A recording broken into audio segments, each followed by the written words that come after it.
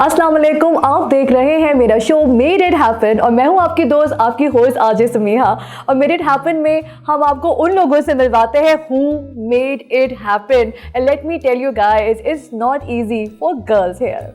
आज मेरी खुशकिस्मती है कि मेरे साथ मौजूद है मेरे स्टूडियो के अंदर एक बहुत ही खूबसूरत और talented, which again is a lethal combination, खातून मौजूद है who has made it big in this very competitive world of drama. Let me introduce you to my guest today, Madiha Rizvi. Thank you so much for joining me. Thank you so much. Assalamu alaikum to everybody and to you too. और बड़े आपके, मैं तो आपकी fan हूँ honestly, और मैं बहुत एक्साइटेड हूँ कि आप मेरे साथ स्टूडियो मौजूद हैं। आपने कमाल काम किया है, specially I loved your work in बड़ी आपा ऑल्सो एंड आंगन, और बहुत अच्छे रोल्स किए। और आपका होना ड्रामे के अंदर जान डाल देता है ड्रामे में। प्रॉब्लम मुझे लगता है कि you are the only honest character in the entire play. How do you feel about that? Good, of course. अभी सुनते हुए भी बहुत अच्छा लग रहा है। अच्छा, तो ये जो आपका सफ़र है, मैं जानना चाहती हूँ कि इसकी शुरुआत कैसे होगी, हमारे लिसनर्स भी जानना चाहते हैं। शुरुआत तो वैसे बड़ा रिवायती लगता है जुमला कहना कि मैं चाहती नहीं थी आना और मैं आ गई, लेकिन मैं हमेशा से चाहती थी। Because of your mom? Exactly. तो मुझे बड़ा अच्छा लगता था कि तैयार होते हैं और सब जाते हैं और काम होता है और मेकअप होते हैं और ऐसे ऐसे कपड़े, झिलमिल कपड़े। तो मुझे बड़ा इंटरेस्ट था करने का, लेकिन मेरे पेरेंट्स की तरफ से ऑफ कोर्स ज़रा सख्ती थी कि नहीं, जब तक पढ़ाई नहीं होती। वैसे तो वो चाहते ही नहीं थे कि मैं करूँ, लेकिन फिर उन्होंने कहा भाई जब तक पढ़ाई कंप्लीट नहीं होती तब तक देयर इज नो वे। तो अब वो अंदर था तो सही के करना है। तो सारे फैमिली की तरफ से टैलेंट था? बिल्कुल, सारे कर रहे थे। तो हाँ जी, your mother is a famous actress. Exactly, my brother was also working in the media. Okay. तो फिर वो बस ऐसे ही अचानक एक दिन मुझे रोल ऑफर हुआ। 7 स्काई जियो की तरफ से एक ड्रामा था, आतिफ हुसैन उसके डायरेक्टर थे, जिंदगी धूप तुम घना साया। तो मैंने बस कहा चलो let's do it for fun. बस वो आई हूँ मैं कराची काम करने, फिर मैं वापस ही नहीं जा पाई। बस फिर एक के बाद एक नहीं, आपने फिर इतना अच्छा जो आप रोज़ अपने निभा पाती हैं। और तो व्हाट इज़ इट लाइक जो टैलेंट आपको फैमिली देखो था ना, खून में एक हमारी चीज़ होती है। बिल्कुल। तो आपके केस में क्या है, खून में है या आपको लगता है कि मेहनत भी साथ साथ करनी पड़ती है? नहीं, देखिए खून में तो एज सच नहीं होता, या पता नहीं होता भी होगा, लेकिन उसको पॉलिश करना पड़ता है। क्योंकि जो खून, जिसका खून है वो तो पॉलिश्ड होते हैं। तो आपको अपने आप को पहले जानना होता है कि आप जहाँ हो आप वाकई वहाँ के लिए हो या नहीं हो। वो कहते हैं ना, आप जहाँ हो you know you have to be the soul of that place. If you are not, then you are not, you have to leave and do something else. तो कुछ अरसा तो मुझे यही समझने में लगा कि मैं वाकई हूँ काम के लिए, एक्ट्रेस हूँ या बन सकती हूँ या पॉलिश हो सकती हूँ। तो फिर जब समझ आने लगा तो हाँ हुआ कि नहीं, कुछ है तो ब्लड में तो है, लेकिन इसको पॉलिश करना है अभी। We have a long way to go. Okay. फिर आहिस्ता सीखते अभी तक सीख रहे। बस मेरी खुशकिस्मती ये थी कि मैंने शुरू में बड़े एक्टर्स के साथ काम किया। सवेरा नदीम हो गई, और मतलब मैं किसका नाम छोड़ूं किसका लूं, जितने भी मैंने प्रोजेक्ट्स किए सब बड़े एक्टर्स थे मेरे आसपास। तो कितना मुश्किल होता है जो इतने सीनियर एक्टर्स के साथ, और आपका कैरेक्टर अक्सर ड्रामा में दबा हुआ नहीं होता। हाँ। कि आप उनसे इंटिमिडेटेड हैं या नहीं, आप उनको फेस कर रही हो, but probably sometimes you are the only person standing up to them. तो वाज इट इजी और challenging? No, it was very challenging in the start. मुझे याद है कि मुझसे मेरा एक सीन था और सवेरा आपा के साथ सीन था मेरा, और मेरी टांगे एक्चुअली शिवर कर रही थी उस वक्त। मैं खड़ी तो ऐसे थी, लेकिन अंदर से मैं बिल्कुल हिली हुई थी। और वैसे भी मैं सवेरा आपा और सानिया आपा दोनों, मतलब मैं I look up to them कि यार they're amazing, exactly they're goddess, जो थप्पड़े भी मार सकती हैं लोगों को। बिल्कुल exactly। तो अब सवेरा आप आपके साथ सीन में खड़ी हो, ये कोई छोटी बात नहीं है। ये भी कह रही हो, आप सुन रही हो, लेकिन आप अगर खड़े हो तो आप हिल जाते हो कि यार सवेरा नदीम खड़ी है सामने। तो खैर वो सीन हो गया, सब हो गया। उसके बाद हमने एक और सीन किया जिसमें सवेरा आपा को एग्जिट करना था, और मैंने अपने हस्बैंड के साथ बैठ के, उसने मुझे कहना था कि मैं तुम्हें तलाक दे दूंगा अगर तुमने ये सब आपा बड़ी आपा के अगेंस्ट जाके किया तो। और उस पे मेरे एक्सप्रेशंस थे और मैंने रोना था। तो मैं वो करके निकली हूँ, तो सबसे पहले सवेरा आपा ने मुझे यूं करके गले लगाया ना। I was like oh yes I did something at least, कि मुझे सवेरा आपा ने गले लगाया। That was a beautiful play. That was such an amazing play, amazing performance. Numan Ijaz थे उसमें, and great story also. बिल्कुल। बल्कि सारा का तो वो पहला प्रोजेक्ट था, डेब्यू था सारा खान का। हाँ जी, बिल्कुल। I think she made her mark also. बिल्कुल एज अ डॉटर जो स्पॉइल था, मगर व्हाट आई रिमेंबर, सवेरा तो है ही है जाहिर है, लेकिन मुझे आपका जो कैरेक्टर है वो क्लियरली याद रहेगा और इसलिए मैं आपसे ज़रूर मिलना चाहती थी। टॉकिंग अबाउट द रोल्स, तो आपके रोल्स डिफरेंट हैं, is it on purpose, do you decide, या फिर कास्टिंग डायरेक्टर्स आपको वैसे उन्हीं रोल्स के लिए लेते हैं, how does this work? It's actually ये पहले आप खुद डिसाइड करते हैं, क्योंकि वो कास्टिंग डायरेक्टर्स आप जो कर रहे होंगे वो आपको उसी में कास्ट करते रहेंगे, तो मुझे बहुत कुछ छोड़ना पड़ता है। Okay, मुझे really? काफ़ी चीज़ें छोड़नी पड़ती हैं, उनमें से एक आधी सिलेक्ट करनी, इसलिए मुझे अक्सर लोग कहते हैं कि आप बड़ा कम दिखती हैं, तो उसकी रीज़न ये होती है कि मुझे सेलेक्ट करने पड़ते हैं स्क्रिप्ट के, अच्छा मैं ये नहीं कर सकती तो मैं ये करूँगी, इसमें at least my character is doing something, कोई मैसेज है, या मैं स्ट्रॉन्ग हूँ, या मैं कुछ कर रही हूँ, यू नो, मैं जस्ट एक ये कुर्सी नहीं हूँ, टेबल नहीं हूँ ड्रामे के अंदर, कुछ करना है मुझे। तो मैं वो सिलेक्शन मेरी ऐसी होती थी कि फिर मुझे कास्टिंग उसी तरह से मिलती थी कि यार ये डिफ़िकल्ट कैरेक्टर्स प्ले करती है, तो इसको इसके लिए करो, इसको इसके लिए करो। तो आपका जो सबसे ज़्यादा शुरुआत में आपके करियर के मशहूर प्रोजेक्ट कौन सा था जिससे आपको बहुत फेम मिला?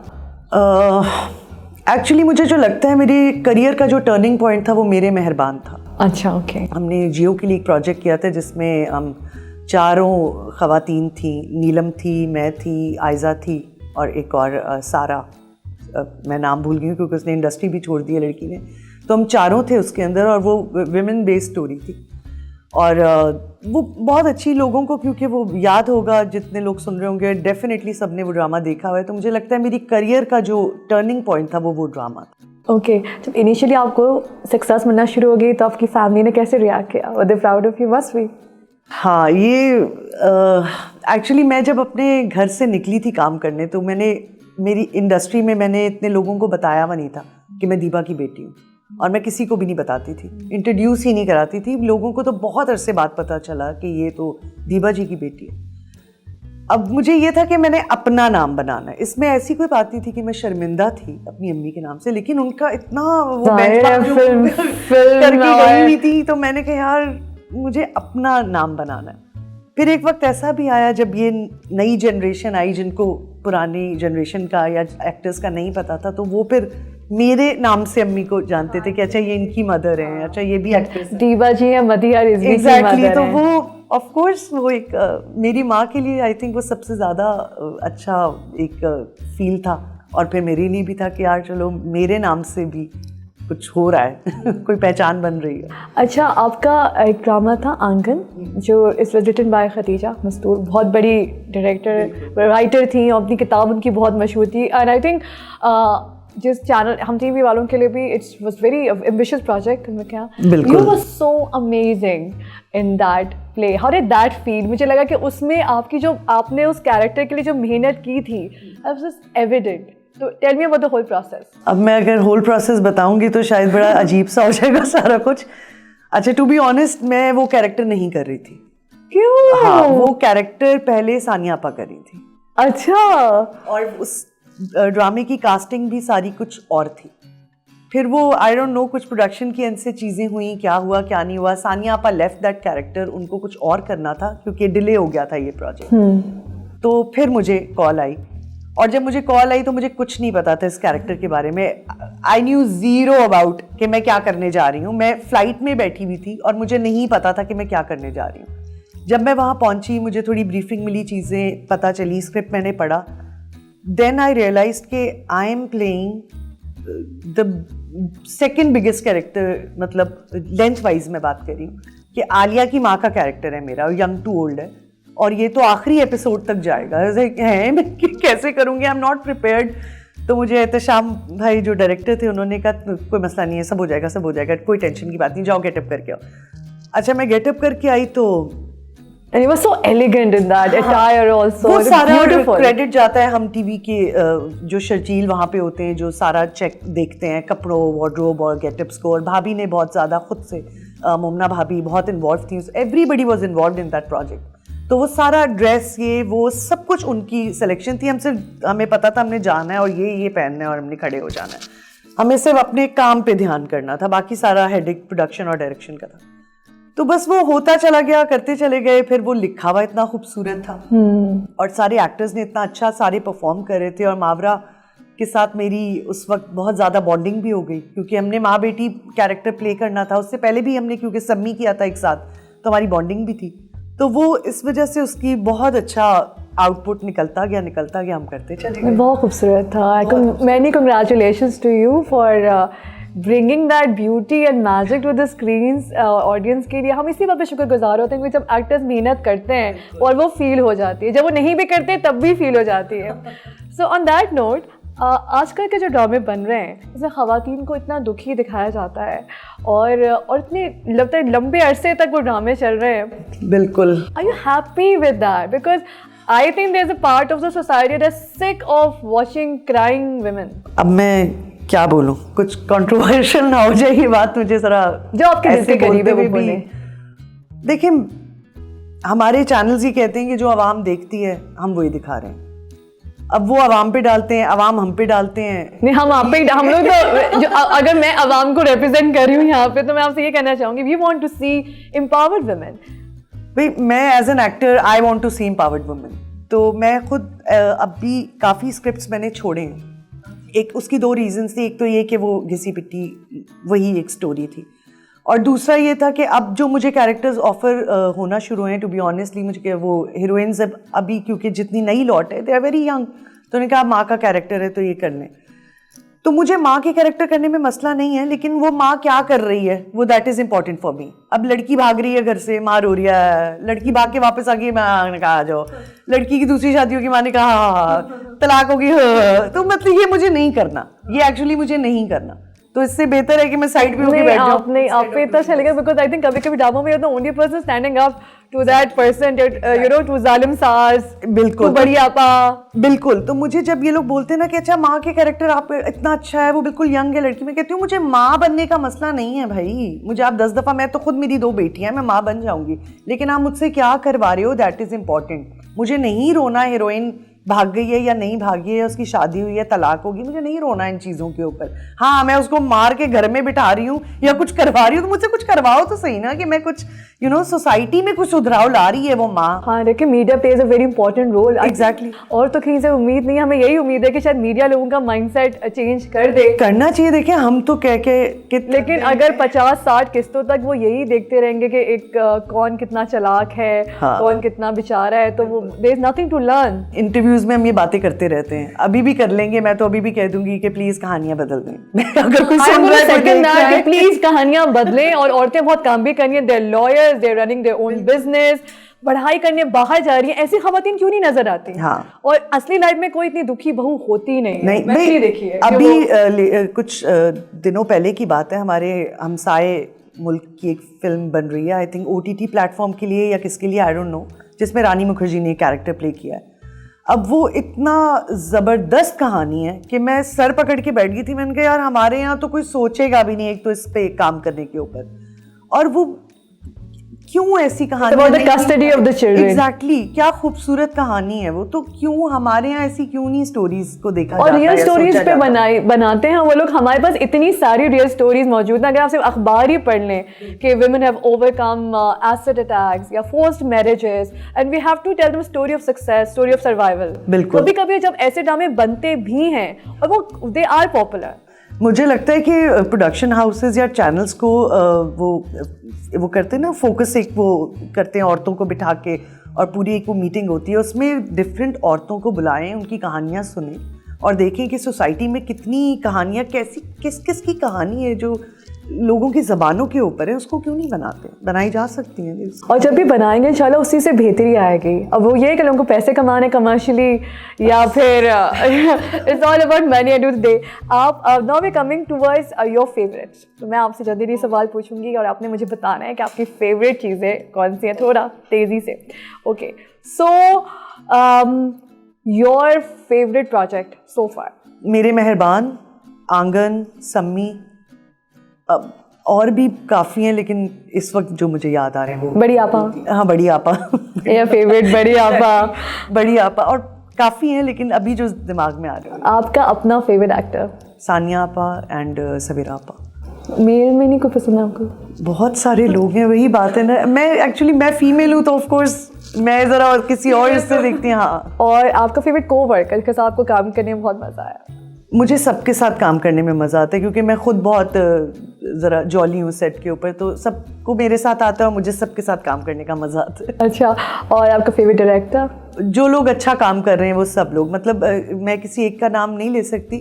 एहतशाम भाई हैं, सैफ़ी हसन है, अली फैज़ान आंचन है, और बहुत से लोग हैं अभी, क्योंकि हमारे यंग में पुराने में आई थिंक काफ़ी डायरेक्टर्स हैं। Okay, and now your personal favorites, like your favorite place? Lahore. Lahore. Favorite music? What kind of music relaxes you? What's your favorite music? Anything, depends on mood. मुझे classical भी पसंद है, गज़ल भी सुनती हूँ, hip hop भी Favorite सुनती singer? हूँ। आबदा जी ऑफ कोर्स, रेशमा आबदा जी मुझे बहुत पसंद है। Favorite food? Food Chinese. Okay, big Chinese fan. कामयाबी आपके लिए क्या है? मुझे लगता है कामयाबी कोई ऐसी चीज़ नहीं है, you know, you just keep going in your life. कामयाबी का कोई पैरामीटर नहीं है, और कामयाबी वही है बस जहाँ आपको इज्जत मिल रही हो, बस। I think respect is your कामयाबी। Do you think you did your family proud? Or you still getting there? Because sometimes parents की जो expectations होती हैं, हमें लगता है कभी उन पर पूरा ही नहीं उतर पाते। मुझे लगता है yes, I made them proud. My father died like 4-5 years back, और जिस साल उनकी डेथ हुई थी उस साल हम लोग एक प्रोजेक्ट देख रहे थे, तो उन्होंने मुझे बोला कि यार तू अच्छी एक्ट्रेस हो गई हो। मुझे पता ही नहीं था यार, तू बड़ी, क्योंकि पंजाबी बोलते थे यार तू चंगी एक्ट्रेस हो गई है, तो लोग पहचानते हैं अब तुझे यार, तो लोग तो ऐसे करते हैं। तो ही वाज वेरी एक्साइटेड, तो जो उनकी आंखों में चमक थी वो देख के नहीं, आई एम श्योर उनको बहुत फख्र होता होगा। बस मुझे फ़ख्र है आप पे। Like as a woman, I feel, you know, when I see you doing empowered roles and having that strength to stand up for yourself, I think that gives hope. बिल्कुल।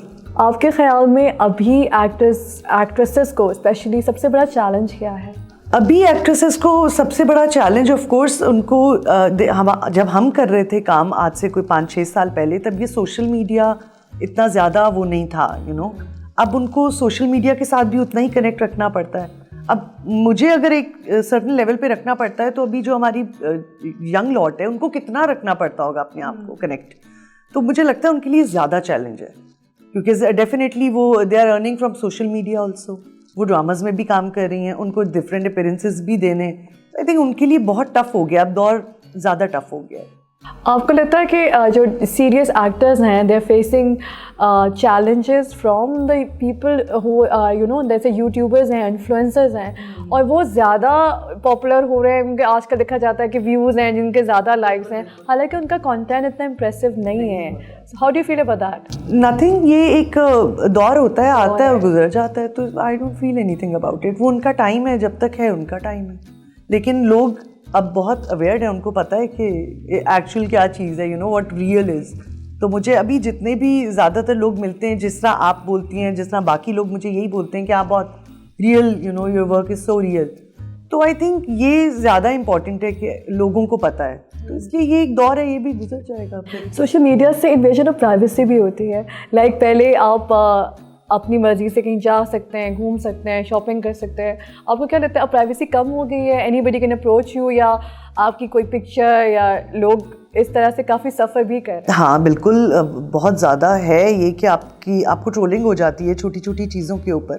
और सबसे बड़ी चीज़ है कि अब हम लोग ड्रामा में अगर काम कर रहे होते हैं, कोई स्क्रिप्ट या कोई लाइन ऐसी आती है, तो आई थिंक हम लोग नहीं बोलते कि यार ये इतनी सी एक लाइन होगी और ये जब लग जाएगी तो ये एक मुश्किल बन जाएगी।